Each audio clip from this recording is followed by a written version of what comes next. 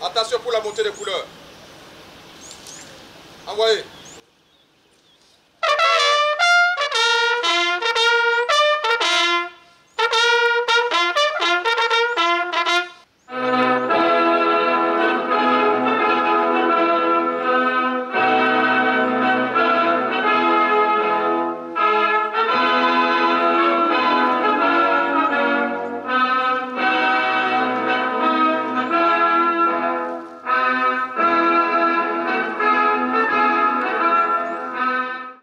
Je pense que d'aujourd'hui au 27, nous célébrons la Semaine nationale de la citoyenneté. Et dans le cadre de cette semaine, cette journée est consacrée au drapeau national et au symbole de l'État. Et donc, le drapeau que nous venons de dresser a une histoire.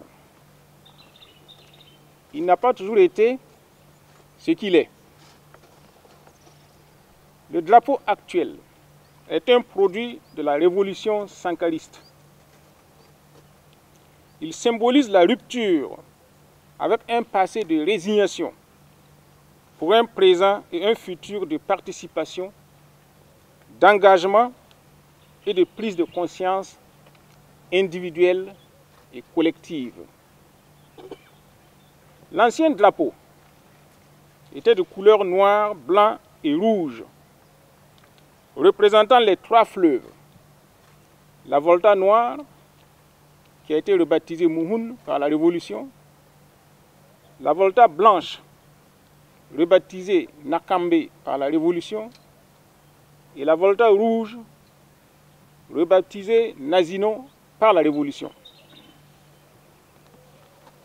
Les couleurs étaient dressées de façon horizontale,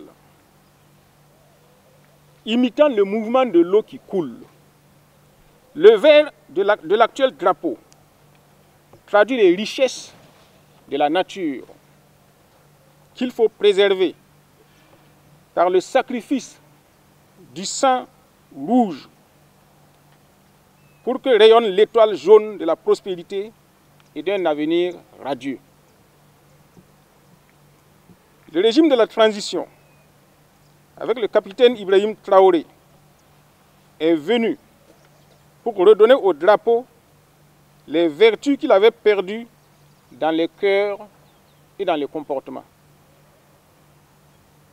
Il veut marquer une rupture entre un passé récent et un futur que nous voulons construire.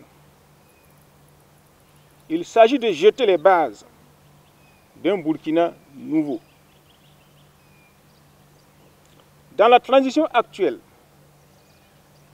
nous avons trouvé une situation où des opérateurs économiques, nationaux ou étrangers, voulant investir au Burkina, se voyaient exiger de fortes sommes, rien que pour avoir l'autorisation de faire examiner leur dossier.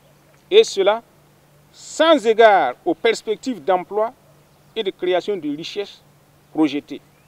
Nous avons trouvé des systèmes d'enrichissement illicites au moyen de manipulation d'écriture sous la couverture de textes légaux pris à dessein. Ce qui rend difficile, voire impossible, des poursuites en justice dans l'état actuel de notre droit. Nous avons trouvé des sommes énormes englouties, rien que pour des études de projets qui n'ont jamais vu le jour. Nous avons trouvé un système de rémunération injuste et parfois exorbitante dans l'administration et dans les sociétés d'État, dans un contexte de difficultés économiques. Nous avons trouvé des situations où des dossiers transmis à la justice n'aboutissent pas. Même au sein des institutions de contrôle, des entraves à la bonne gouvernance existent. Beaucoup de réformes s'imposent donc pour la refondation de l'État et de la société. Beaucoup, sentant venir des réformes qu'ils ne souhaitent pas, font feu de tout bois pour abattre le régime de la transition.